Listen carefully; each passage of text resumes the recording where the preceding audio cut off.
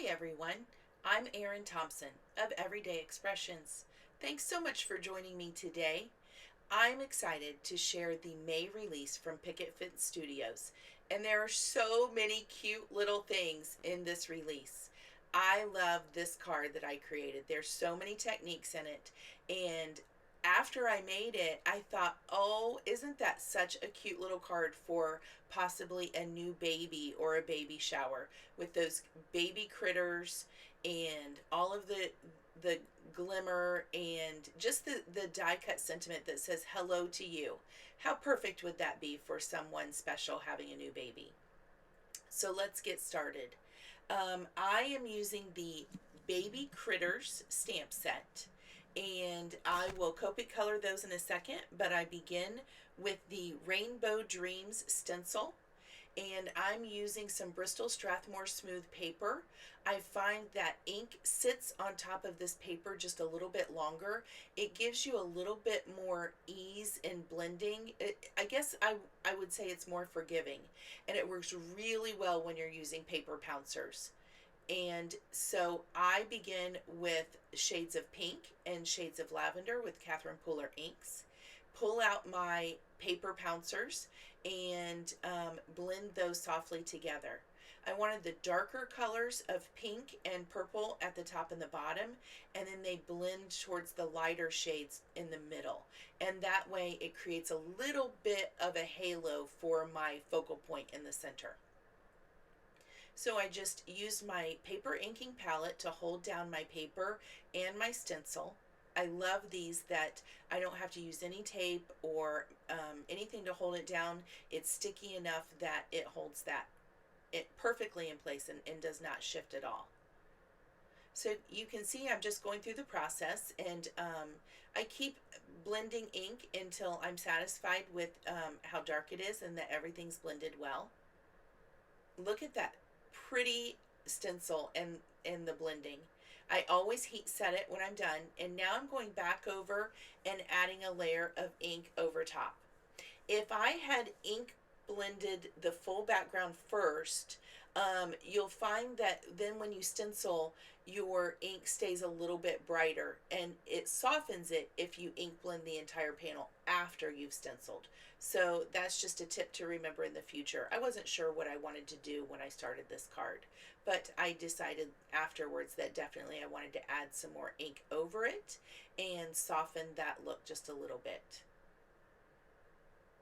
So there I'm finishing with the softer color in the middle. Blend that pink and purple together.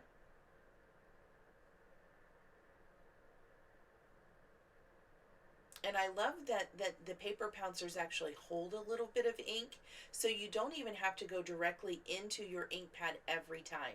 You can just go in with some of the ink that's remaining, and then also you see there in the middle, I like that you can kind of, if you kind of squeeze or hold the paper pouncers at the bottom, you can twist and blend just a little bit with them too. So now I've pulled some of my favorite mixed media product. This is, and I truly mean that when I say it, this is the Liquid White Snowflake paper splatter from Picket Studios. I put a little bit on a stamp block, add a little bit of water, and then tap to get some splatters on my paper panel. Just keep going until you're really happy.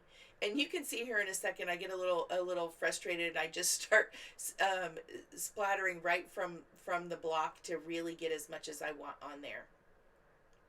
I put the paper back on my paper inking palette to hold it down. And now I'm using the clear Paper Glazed Luxe Twinkle Lights. And I wish that you could really see in the video how much sparkle this has when it dries. The pictures and the video do not give it justice. I love the dimension that it adds, and it even has a little bit of grit to it, so it really stands up. And then when it dries clear, but with so much sparkle.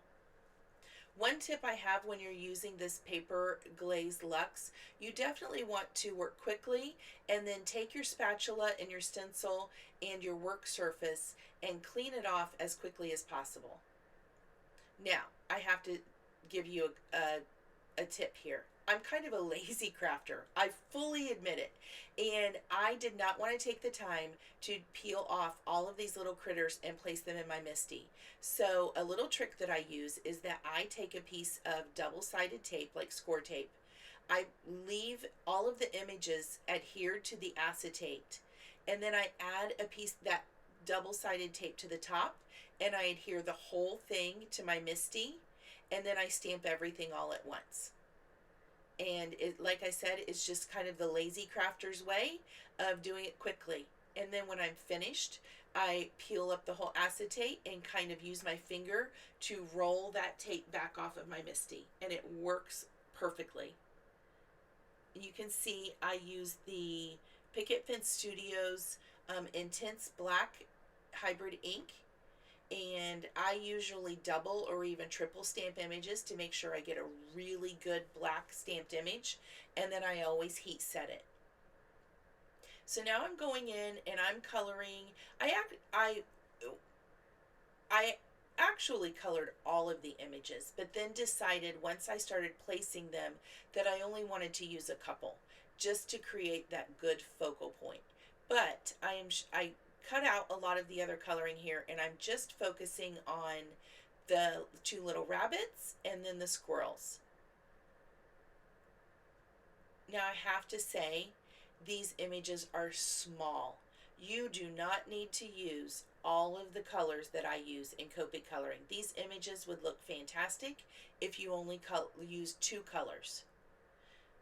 When I'm coloring rabbits, I love to use my warm grays. I normally use W0, W1, W3, W5, and W7. And then I will go in to touch up the ears and maybe a pink nose if I've got one with R11. I find R20 is just a little bit bright, so I like to use an R11 for their little pink ears, and if I add pink little cheeks. I will usually begin, if I'm Copic coloring something, I tend to use the very lightest shade first to just put down a layer of ink, and then I will go in with the darkest shade and move down to the lightest.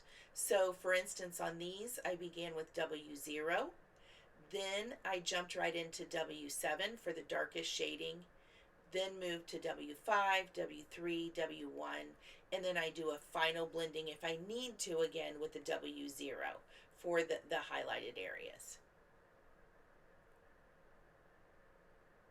And there you go. I just keep layering the ink and getting it all to blend. But once again, if you want a quick little image, two colors would be just fine on these. So there I go in with the R11. And I did add cute little pink cheeks. So there, you see, look how cute the little fox and the reindeer turned out. I will definitely keep these and use these for a future project. Now for the squirrels, I like kind of a warm gray, but then also some of the browns added in. And I wanted to differentiate from the grays used on the rabbits. So I did add in some browns. And I apologize, I can't even see. I don't know what colors of browns I used there. Maybe we'll see one of the lids in a second. But I just put down a good base of a soft brown, and then I went in with the W's to fill in. And I think they came out really cute. Oh, I mean, truly like the real color of squirrels in real life. And so I just, there I'm going in, I think that's W7 for the darkest shading.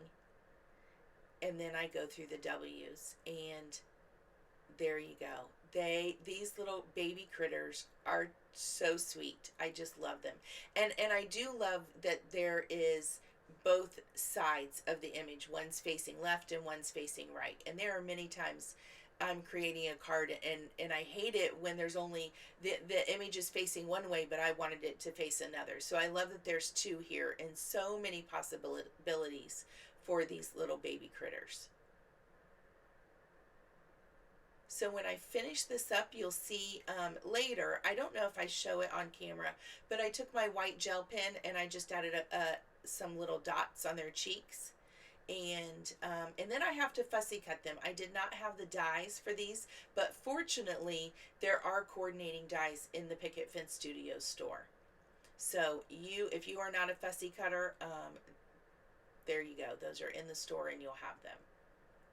They really weren't that difficult. So I just pulled out my scissors and it cut. I ended up cutting them all out, but like I said, I only used two. So here we are. We're finishing these up. How cute would those little reindeer be at Christmas time? Oh my goodness, I could see pulling this out again. And then even look, did you see the little chick and the little dog and the teddy bear kind of koala bear? So cute.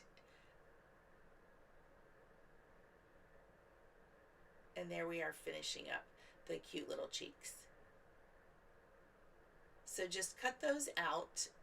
No big deal. And so I'm going to, once I get these fussy cut, then I'm moving on to this is called Hello to You word die set. And I tell you what, I am awful at lining up individual letters. So what I did for this card is I created a template and I die cut the letters, and then I kept the negative space and pasted that or taped it with low tack tape to the front of my card so that I would have my letters spaced perfectly. Because if I tried to do it even with a straight ruler, I don't know what it is, but I can never get letters straight. So this worked out perfectly. I took my letters, I used 1/8 inch foam strips, and these are nice long big letters, so those worked perfectly for dimension to pop those up on my card. And once I get those all taped up, then there you see I'm using the template to paste those back in perfectly on my card. And once I have them all in, I very gently remove that template. And you might have to kind of hold some of the letters down and kind of wiggle the template around it. But try this trick if you have as much difficulty as I do, and it works perfectly. So you can see there I'm kind of holding it down, wiggling the template up over them, and boom, perfectly spaced. I have to say I was so proud of myself because this worked perfectly. Then I die cut the hello script sentiment from black, and I often like to have a drop shadow. So I'm not sure that I really needed it on this card, but I decided to quickly ink some paper in the pink and purples, and then I will again die cut that hello for that drop shadow. Real quick, this inking. And like I said, I don't know if you really needed it. I don't even know if it really showed up, but I do often do this just to offset a sentiment and give it a little bit when you're trying to create this focal point and you have a lot of things going on. I have the stenciled background with the glazing, and then we have the very large die cut sentiment, and then the little images. It's nice to be able to center it and keep everything connected, and it's much more pleasing to the eye when you do that. If you have elements kind of floating off to the side or down below or somewhere, it's like your eye doesn't really know where to look, and it helps ground it to have everything touching and connected, and then also to add a drop shadow to an important die cut like the hello. It just gives it a little bit more interest, and your eye is always pulled to the center there that way.